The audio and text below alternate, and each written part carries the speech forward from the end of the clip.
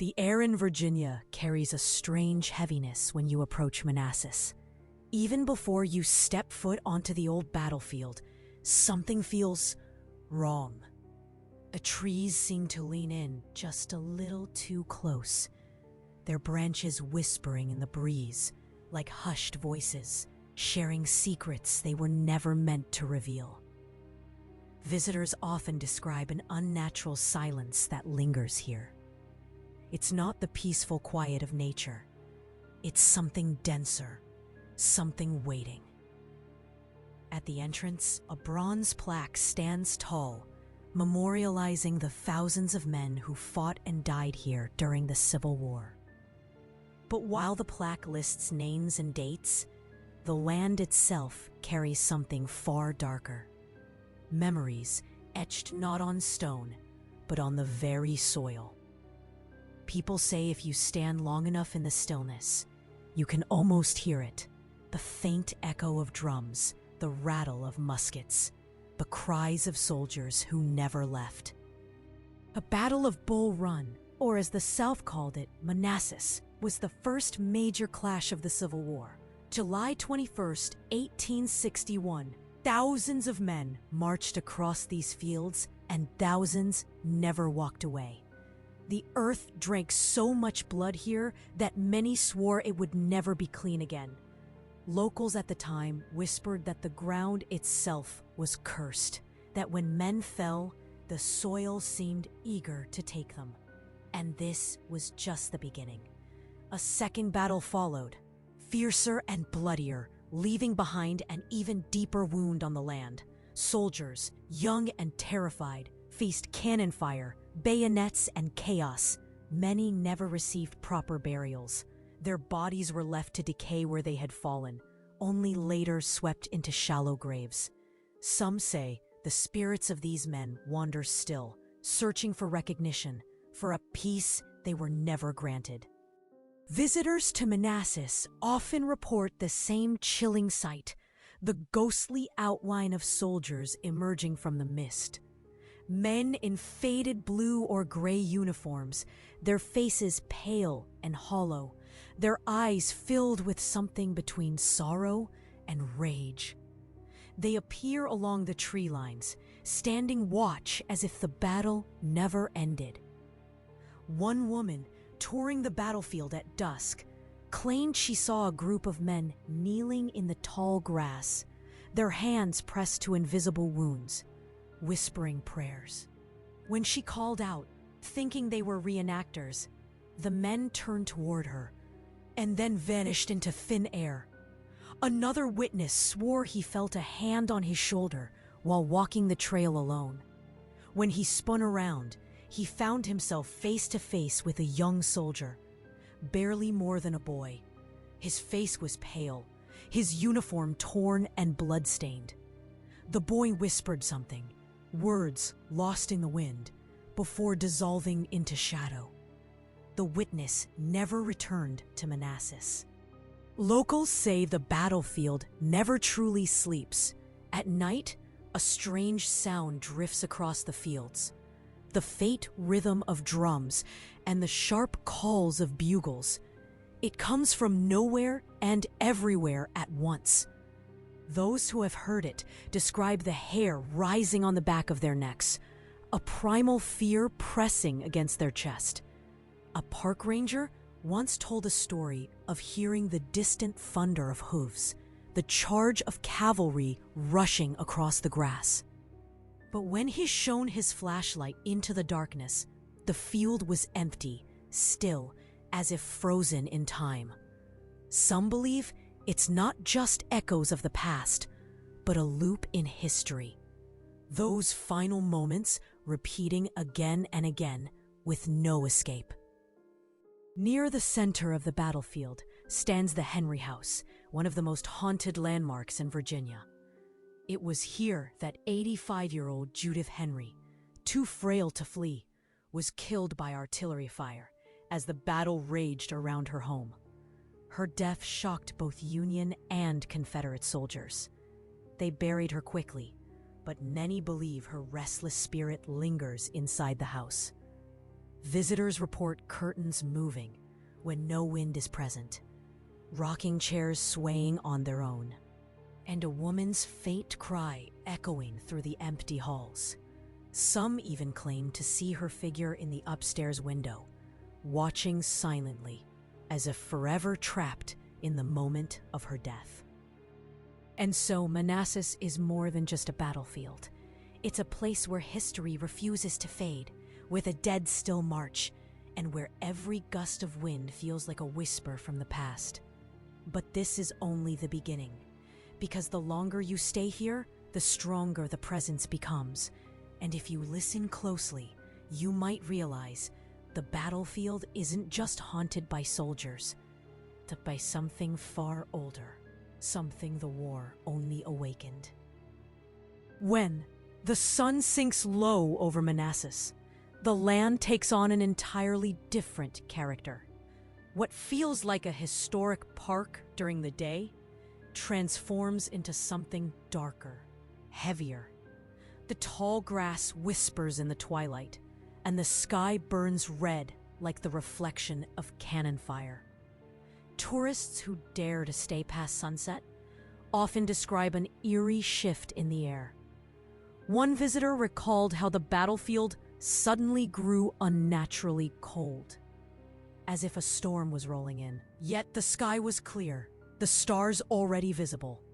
She turned to her husband, only to realize he wasn't beside her anymore.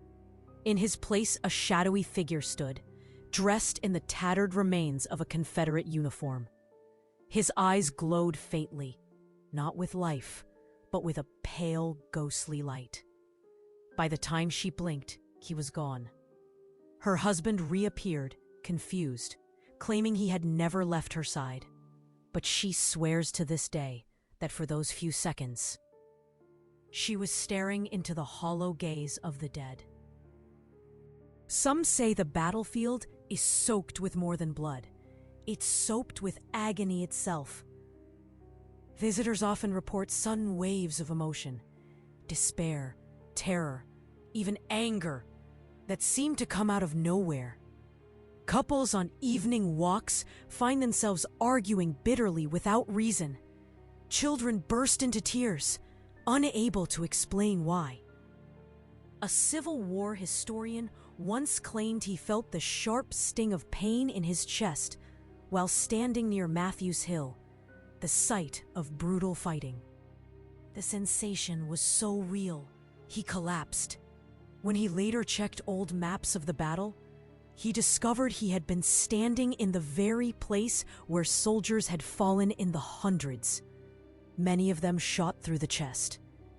It's as if the land remembers and forces those who trespass to remember too. Rangers have long avoided the woods that border the open fields after dark.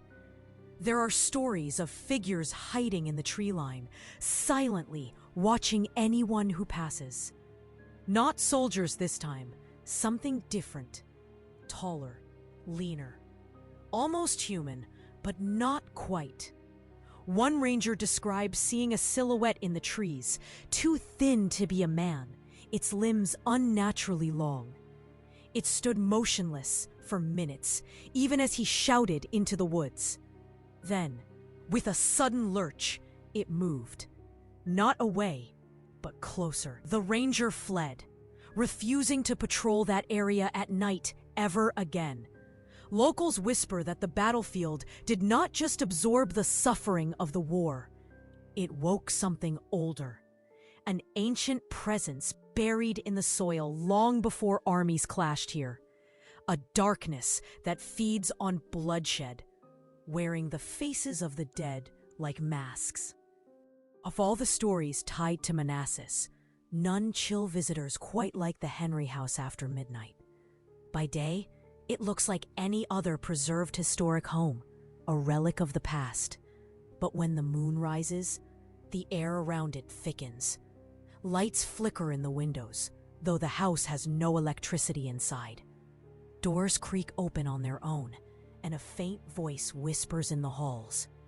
One paranormal team once recorded inside. On their audio playback, a woman's voice can be heard, faint but clear. "I didn't want to die here." Moments later, a violent banging shook the walls, as if someone or something wanted them gone. Those who have looked into the upstairs window at night tell of seeing an elderly woman's face peering down, her expression twisted with sorrow. Some believe this is the spirit of Judith Henry herself, doomed to relive her final moments as cannon fire tore through her home. But others insist the presence feels wrong. Not human grief, but something cool disguising itself as her memory. The strangest stories of Manassas are not of isolated ghosts, but of entire battles replaying themselves. Visitors have described standing in silence only to hear, faintly at first and then louder, the roar of muskets and the clash of bayonets. Some claim to see soldiers running across the fields, smoke rolling like a living fog, the chaos of war unfolding around them. And then, silence. The field is empty again, calm, as though nothing happened. One man, a retired soldier himself, said he watched in horror as a group of Union troops rushed forward, only to be struck down by invisible fire. He swore he could smell the gunpowder, hear the screams, feel the ground tremble beneath his boots. When it ended, he realized he was standing alone in the dark, shaking, his heart pounding, as though he had lived the battle himself. Some believe these are not just hauntings, but a tear in time, a loop, endlessly replaying the horror of those days. The soldiers are not just spirits, but echoes trapped in the land, doomed to fight forever. Those who visit the battlefield often speak of warnings, subtle signs urging them to leave. Electronics drain inexplicably, cameras malfunction, cell phones pick up static or voices that shouldn't be there. Animals refuse to cross certain parts of the field, growling or pulling away from their owners. And then there are the dreams. People who spend too long here often wake in the night, haunted by visions of smoke and blood, of faces they don't recognize, but somehow know. Dreams where they march through endless fields, only to fall again and again, never reaching safety. It's said that if you ignore the signs, the battlefield takes a deeper interest in you. Visitors return home only to feel followed, hearing phantom footsteps at night, seeing figures in the corners of their rooms, catching glimpses of men in tattered uniforms reflected in mirrors. The battlefield doesn't let go easily. As chilling as the tales of phantom soldiers and grieving widows may be, the older residents of Manassas whisper of something far worse. They believe the battlefield itself is alive, that it drinks the sorrow of those who come to visit, just as it once drank the blood of the fallen. One local put it simply, the land is hungry. And if that is true, then the ghosts are only the beginning. Because something is still feeding, still waiting. And every night, the mist rises. It grows stronger. One of the most retold stories around Manassas comes from drivers who pass by the battlefield late at night. Many describe the same haunting encounter. A young man standing on the side of the road, dressed in a torn Union uniform. He looks lost, pale, his eyes sunken. Some drivers stop, thinking he's part of a reenactment gone wrong. But when they pull over, he approaches the car slowly, limping, as though wounded. He raises one hand, as if begging for help. Then, before anyone can open the door, he vanishes, sometimes fading into the mist, sometimes collapsing to the ground and disappearing entirely. A truck driver once swore that after seeing him vanish, he glanced into his side mirror and caught sight of the same soldier, sitting in the back of his truck, staring blankly, his lips moving in silent prayer. The driver sped away, and never took that road again. At certain times of year, hikers report strange lights glowing across the fields. They look like campfires, small orange flickers dancing in the night. But when visitors approach, the lights vanish instantly. One group of students on a late-night ghost tour claimed they saw an entire row of these fires stretching across the field, like an army camp preparing for battle. They thought it was a staged effect, until their guide assured them no such reenactment was happening. As they watched, the flames seemed to move, shifting closer, circling them. Then came the sound, voices muttering, men shouting orders, the distant rumble of drums. The group ran for the parking lot, and not one of them has returned since.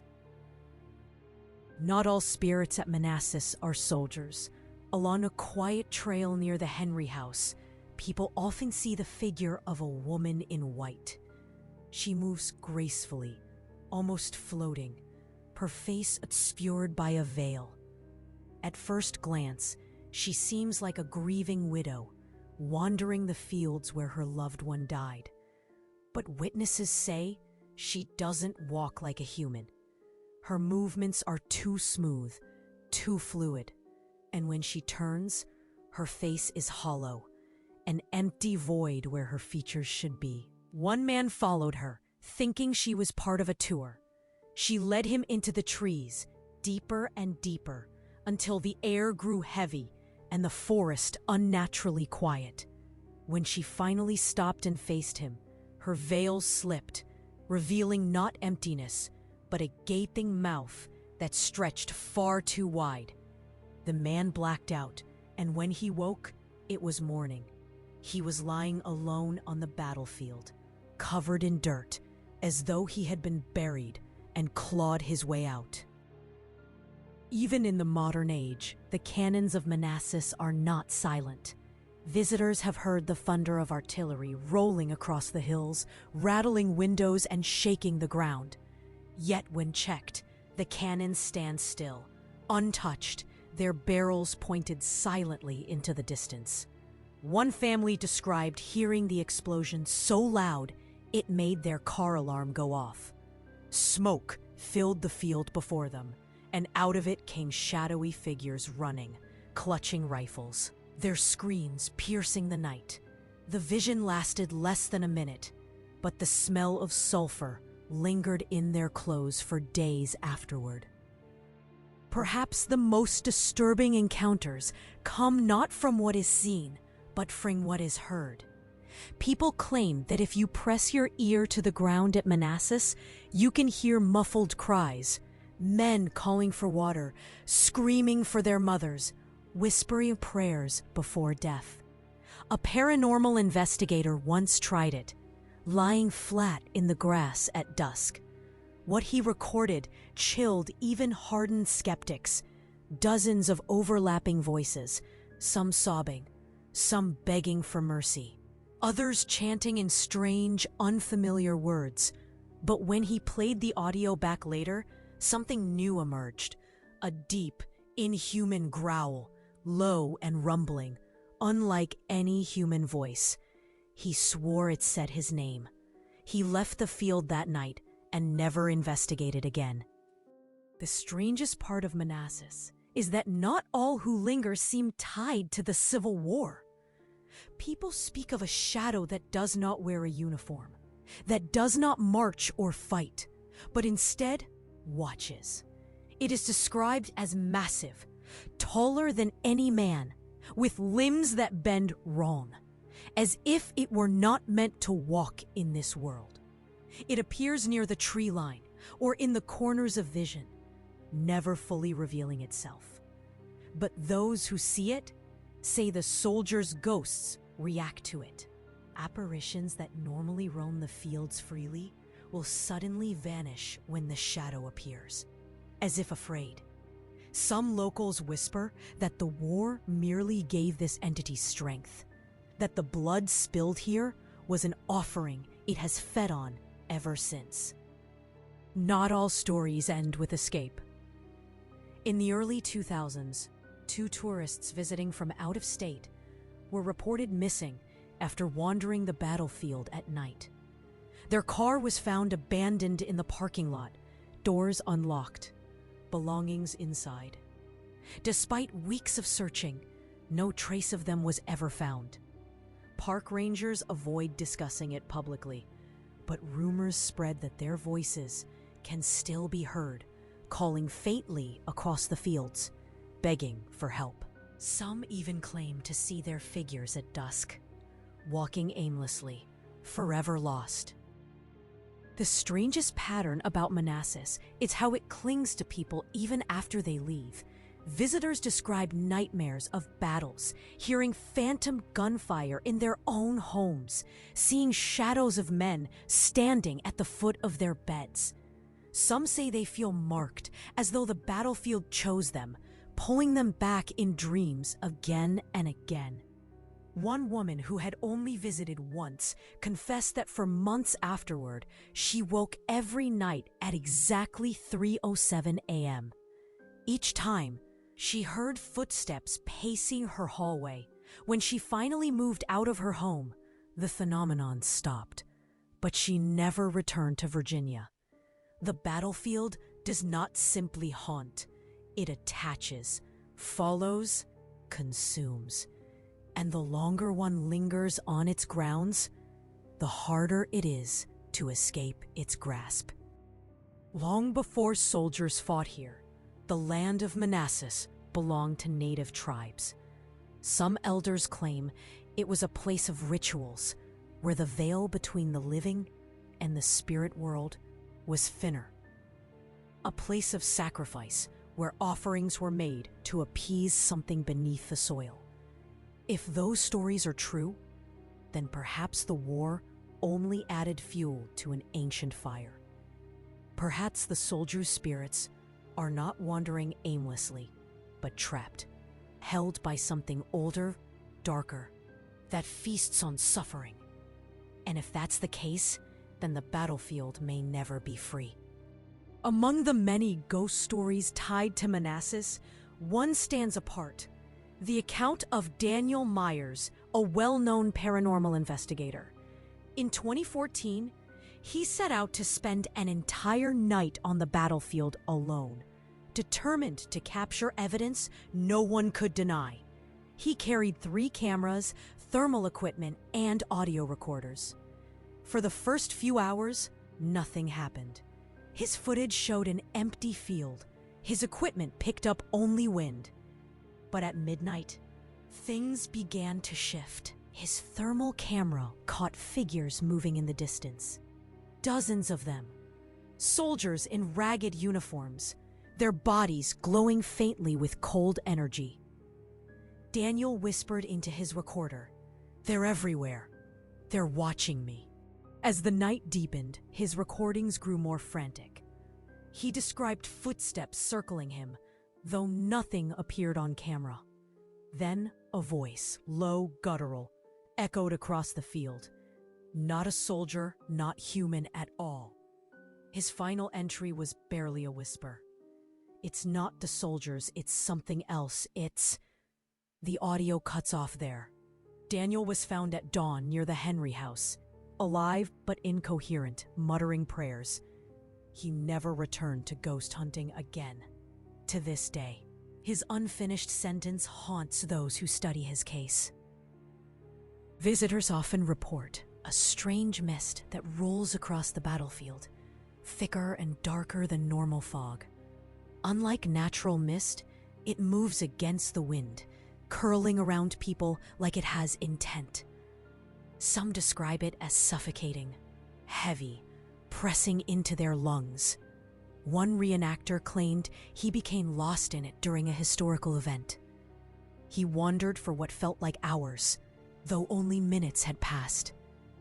He heard voices whispering all around him, some begging, some screaming, others laughing in cruel tones. When the mist finally cleared, he was standing miles from where he had entered. His uniform was damp, not with dew, but with something dark that smelled like iron.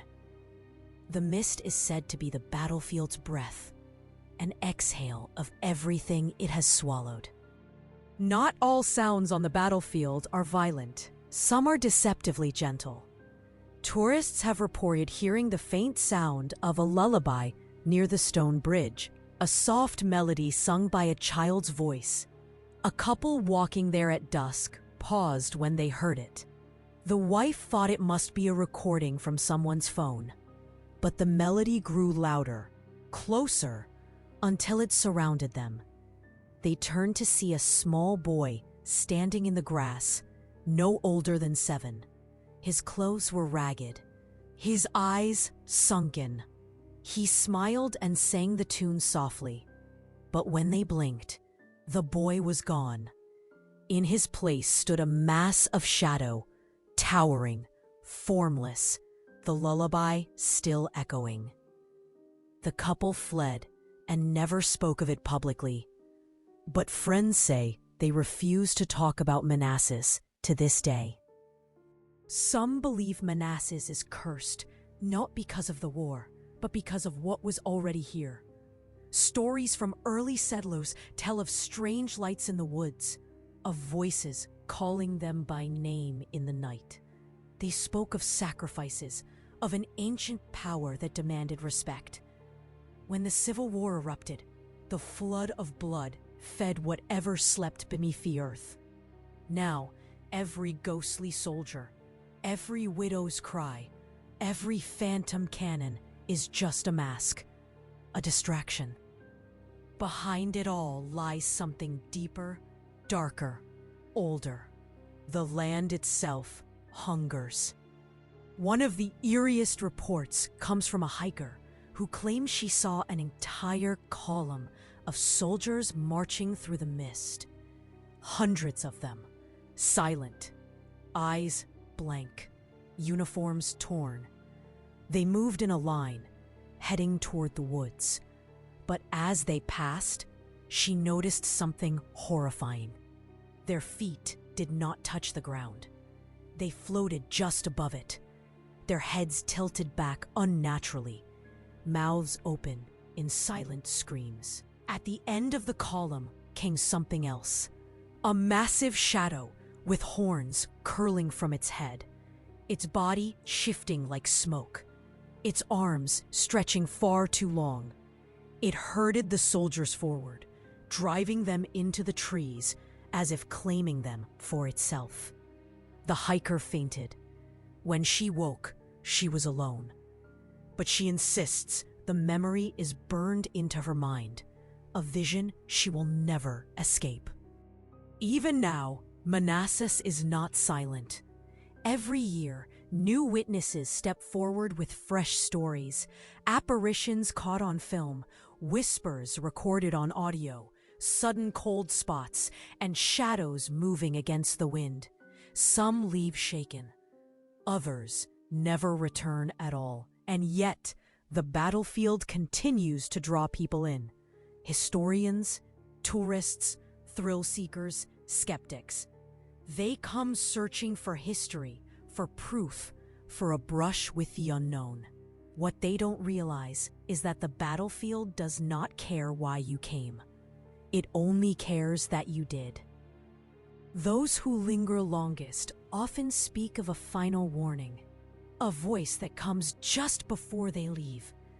It is not loud, not frightening in tone, but calm, almost tender.